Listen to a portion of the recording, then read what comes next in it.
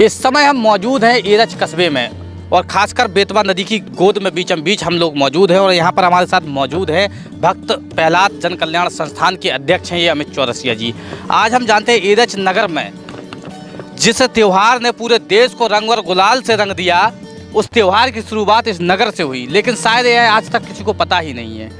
तब कहीं जाकर अमित चौरसिया जी ने इस नगर में जो होली का महोत्सव यहाँ से शुरुआत हुई थी उसकी एक नींव रखी और धीरे धीरे करीब 10 वर्षों तक कड़ी मशक्क़त के बाद इन्होंने इस नगर में होली के एरच महोत्सव का एक नाम दिया, जिसके बाद आगे हम इनसे ही जानते हैं कब से शुरुआत की है।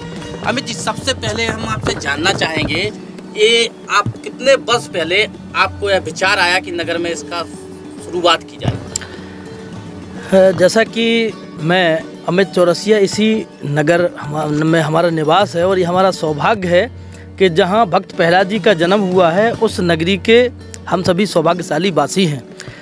तो बचपन से ही जब देखते थे, हमारे माननीय हरगोविंद कुशवाहा जी हैं, उपाध्यक्ष अंतर्राष्ट्रीय बौद्ध शोध संस्थान आदरणीय चाचा जी, वो आप जैसे कई पत्रकार जनों को एरच नगर में होली के समय पर लेकर आते थे और यहाँ पर एक माहौल क्रिएट होता था कि इस नगरी ने पूरे देश और दुनिया को होली पर्व दिया है। तो जो कार्यक्रम होता था उसमें भागें गाई जाती थीं, चौकड़िया और राई का एक माहौल बनता था, रंग गुलाल एक दूसरे को लगाते थे कई सारे चैनल वाले। लेकिन जो कार्यक्रम होता था इसके बाद वो कार्यक्रम केवल हम लोगों को टीवी पे देखने को मिलता था और लगता था कि ये इतनी गौरवशाली नगरी है जहाँ हम लोगों का जन्म हुआ है।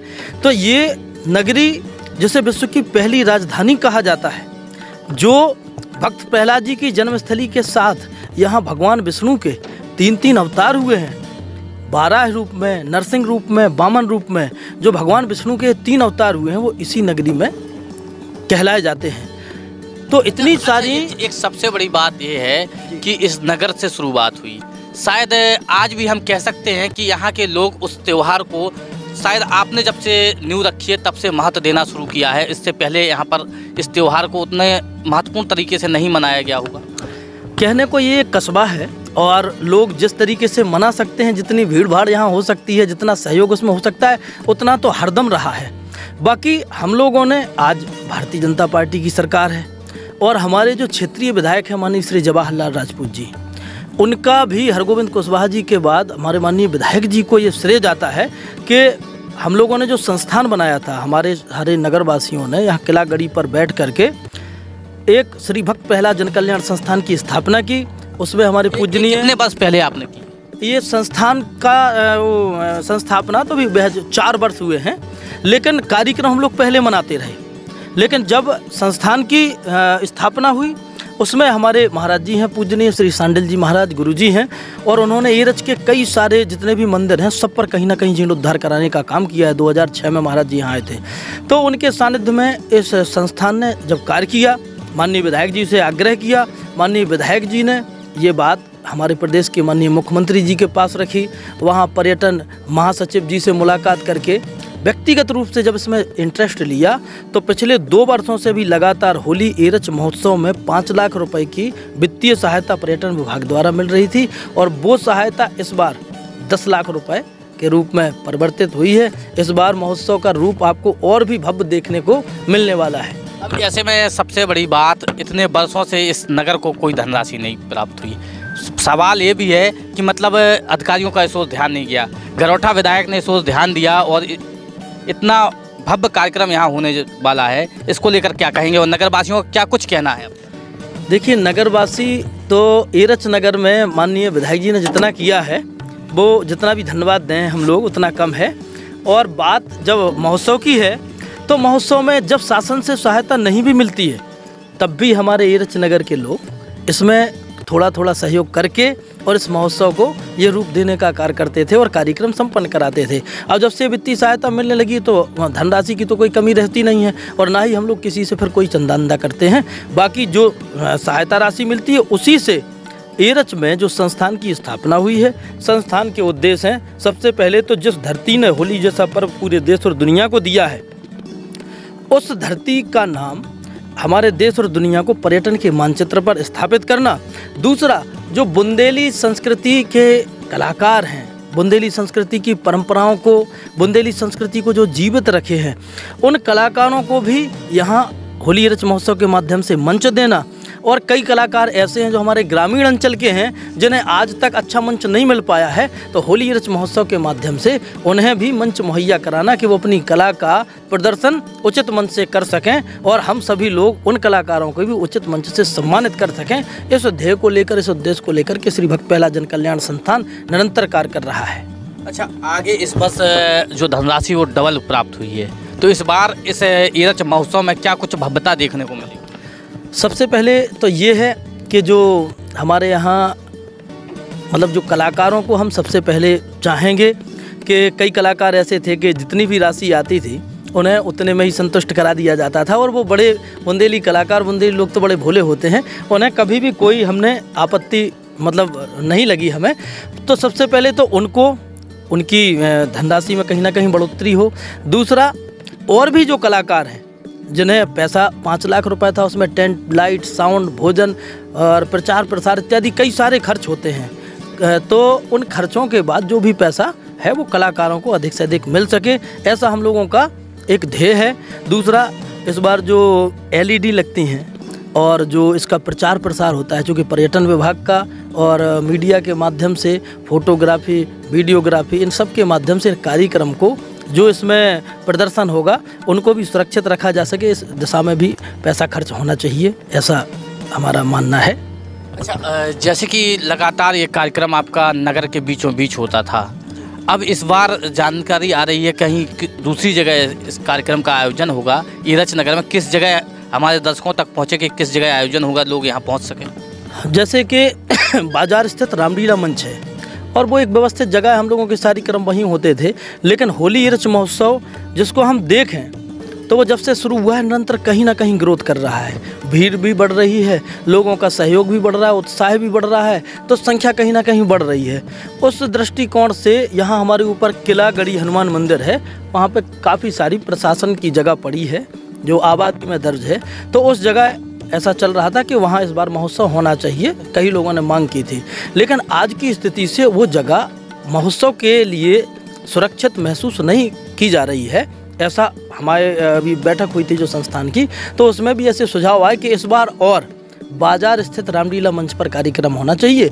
इसके बाद आगामी समय में जहाँ सारे लोग बैठ कर के तय करेंगे, क्योंकि संस्थान एक संयोजन करता है पूरे कार्यक्रम का, बाकी वो सारे लोगों के सुझाव सलाह लेकर ही निरंतर इस कार्यक्रम को आगे बढ़ाने का काम कर रहा है। सबका सहयोग से ही ये कार्यक्रम आगे बढ़ रहा है। सबसे बड़ी बात, एक सवाल है हमारा, आपने लगातार कई वर्षों मेहनत की, शासन द्वारा आपको लगातार मेहनत करने के बाद इस वर्ष आप बता रहे हैं यहाँ के क्षेत्रीय विधायक हैं, उन्होंने आपको धनराशि उपलब्ध कराई है संस्थान के नाम, पर्यटन के माध्यम से। कैसा महसूस कर रहे हैं आप इस बार? क्या संस्थान लगातार मतलब आपका बढ़ रहा है और लगातार ईरच नगर में पर्यटन की दृष्टि से यहाँ काम हो रहा है? पर्यटन के दृष्टिकोण को लेकर के कई सारे कार्य आज हम लोगों ने पत्र लिख करके, पत्र के माध्यम से माननीय विधायक जी को, माननीय मुख्यमंत्री जी को और पर्यटन विभाग के अधिकारियों को प्रेषित किए हैं, और उनमें माननीय विधायक जी का मतलब बड़ा ही अधिक सहयोग कहेंगे कि ईरच नगर के लिए माननीय विधायक श्री जवाहरलाल राजपूत जी व्यक्तिगत ईरच के इतिहास को लेकर के काम कर रहे हैं। हम जिस जगह पर यहाँ माँ बेतवा की गोद में बैठे हैं, ये इनके तट पर जो है यहाँ मड़िया घाट स्थान को कहा जाता है, और मड़िया घाट पर आज हम सब लोग हैं। इस जगह पर पक्के घाट को बनाने के लिए और ऊपर किला गढ़ी पे पार्क विकसित करने के लिए पर्यटन विभाग द्वारा 8 करोड़ रुपए की धनराशि स्वीकृत हुई है, ऐसा समाचार भी हमारा उजाला के माध्यम से हम सबने देखा है। तो इस पे ये जो घाट का काम है, ऊपर किला गढ़ी हनुमान मंदिर पर एक बाउंड्री वाल बनाने के लिए, क्योंकि वहाँ पे पुरावशेष हैं, हमारे पुरातात्विक महत्व के स्थल हैं, वो कैसे संरक्षित और सुरक्षित रहें, उस दृष्टिकोण से भी माननीय विधायक जी ने वहाँ बाउंड्री कराने का कार्य किया है। और होली ईरच की महोत्सव की जो स्थापना संस्थान का तो उसमें है ही है, बाकी पूर्व में कई सारे लोग अपने अपने मतलब स्तर से उन्होंने जो प्रयास किया है, इसमें एक नाम आता है श्रद्धेय हरदास वर्मा जी, बाबूजी हैं, पूर्व नगर के हमारे चेयरमैन रहे हैं, उन्होंने लिखा पढ़ी की, उनका प्रयास रहा। हरगोविंद चाचा जी का प्रयास रहा। हमारे यहाँ एक अधिकारी रह गए हैं अभी, डॉक्टर OPL श्रीवास्तव जी। उन्होंने एरच को लेकर के 2-4 पुस्तकें लिखी हैं, 27 शोध पत्र हैं और कई सारी मतलब पुस्तकों में एरच के इतिहासों का, एरच की कहानियों का, एरच की कथाओं का वर्णन है, जो आज संस्थान के उसमें इस महोत्सव में वो 100 प्रतियाँ भी उनकी मंगाई गई हैं। जो एरच के सिक्के करके एक किताब है उनकी, जो हिंदी में वर्णित है, उसको भी यहाँ जो अतिथि महोदय आएंगे, विशेष जन आएंगे, उनको वो पुस्तक गिफ्ट में दी जाएगी, ताकि एरच का इतिहास वो लोग भी पढ़ सकें और समझ सकें और युवा पीढ़ी भी जान सके कि ये कितनी महत्वपूर्ण नगरी है। एरच के लिए कहा जाता है, आदि काल से धराधाम पर एरच का सम्मान है, युगों युगों से यह धरती पर रही बांटती ज्ञान है, ये विश्व की पहली राजधानी। इतनी आप जो सामने देख रहे हैं, ये एरच की, मैं चाहूँगा कि हमारे कैमरामैन इस जगह को ज़रूर दिखाएं कि इतनी ऊंची जो 150-200 फीट ऊंची दीवारें हैं और इनमें बीच बीच में पक्की ईंटों से इनका निर्माण हुआ है। जो आप देखते हैं आज, इतनी पुरानी बातचीत है ये कि यहाँ से ले करके आप किलोमीटरों में देखें, वहाँ तक नीचे जो ढेरी घाट है, वहाँ तक इन पक्की दीवारों का मतलब कि एक किला कितना बड़ा किला था, जिसे हिरण्यकश्यप का किला कहा जाता था। तो ये ऐसी नगरी है और जहाँ बैठ करके हम आपको भी धन्यवाद देना चाहेंगे कि निरंतर आपके चैनल के माध्यम से आप लोगों ने होली एरच महोत्सव को दिखाने का काम किया है। इसके लिए आपको भी बहुत बहुत धन्यवाद। बिल्कुल, आखिरी सवाल हमारा होगा, एरच महोत्सव का जो कार्यक्रम होने वाला है वो किस तारीख से शुभारंभ होगा और कब समापन होगा? 4 मार्च से 8 मार्च तक, चूँकि ये 5 दिवसीय कार्यक्रम है, पिछली बार भी 5 दिवस का हुआ था।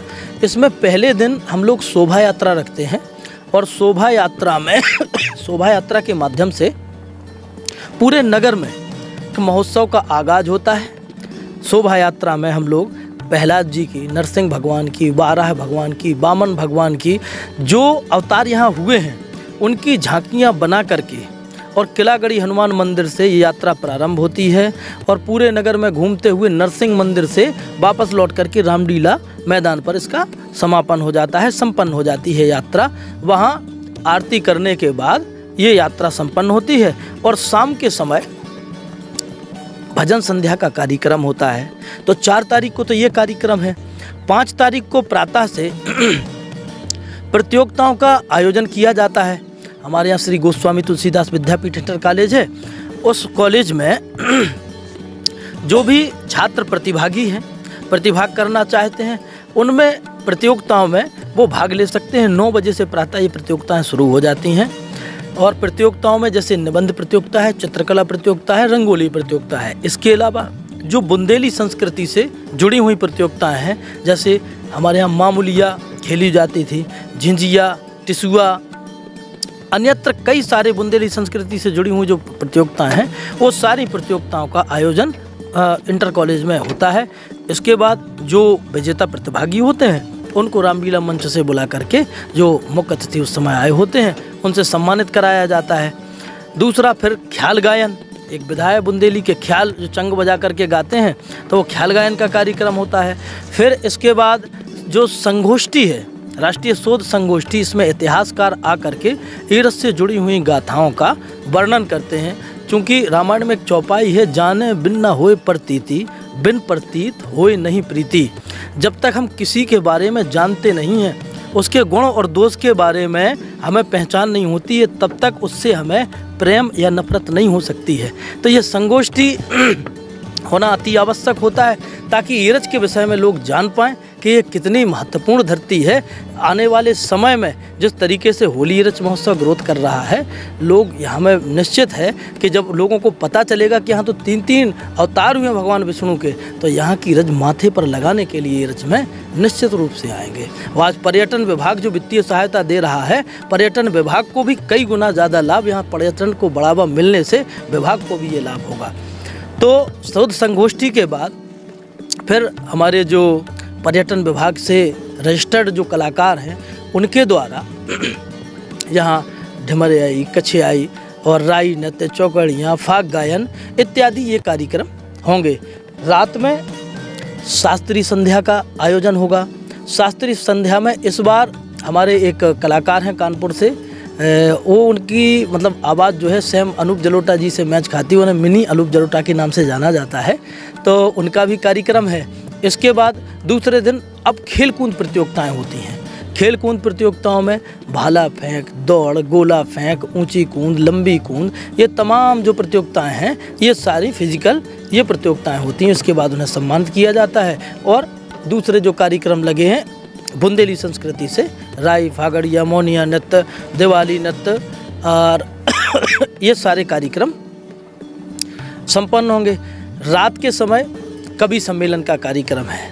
अखिल भारतीय कवि सम्मेलन हमारे देश की अलग अलग जगहों से और हमारी बुंदेली संस्कृति को संजोने वाले कवि सम्मेलन का आयोजन रात में होगा।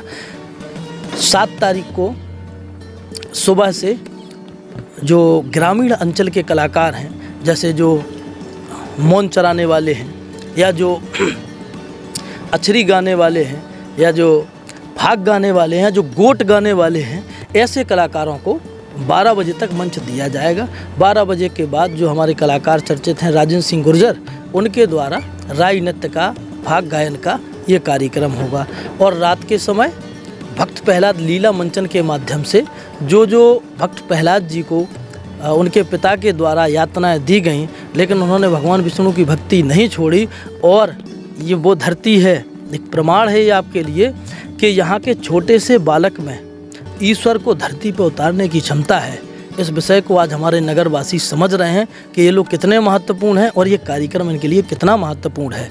8 तारीख को सुबह से जो और ग्रामीण अंचल के जो बचे हुए कलाकार रहते हैं उनका कार्यक्रम होगा। इसके बाद राधिका प्रजापति जी हैं, उनका कार्यक्रम, और कार्यक्रम के बाद संध्या के समय यहाँ माँ बेतवा की आरती होगी, महाआरती, और महाआरती के बाद कार्यक्रम को संपन्नता हो जाएगी, कार्यक्रम की संपन्नता हो जाएगी। तो ये हमारे साथ अमित चौरसिया जी मौजूद थे, श्री भक्त प्रहलाद जन कल्याण संस्थान के अध्यक्ष हैं। इन्होंने कई वर्षों कड़ी मेहनत के बाद यहाँ पर होली इरच महोत्सव को एक भव्य रूप दिया है। हम भी दर्शकों से चाहेंगे यहाँ के होली इरच महोत्सव को देखें। जिस त्यौहार के रंगों में आप डूब जाते हैं, उस रंगों के त्यौहार जहाँ से शुभारंभ हुआ वहाँ पर भी आकर एक बार देखें कि आखिर यहाँ पर त्यौहार को किस तरीके से और किस भव्यता के साथ यहाँ के नगर के लोग कितनी उत्सुकता के साथ मनाते हैं। ऐसे ही तमाम स्टोरियाँ हम आपको दिखाते रहेंगे, तमाम बुंदेलखंड की जुड़ी ऐसी स्टोरी दिखाएंगे जो लगातार हमारे बुंदेलखंड से विलुप्त हो रही हैं। जिस प्रकार हमारे अमित जी ने अभी बताया कि यहाँ पर बुंदेलखंड से के जो कलाकार हैं वो बुंदेलखंडी कार्यक्रम यहाँ पर किए जाते हैं, जिससे कि बुंदेलखंड को जिंदा रखा जा सके। Dhirendra Raikbar, news 30 team, Jhansi.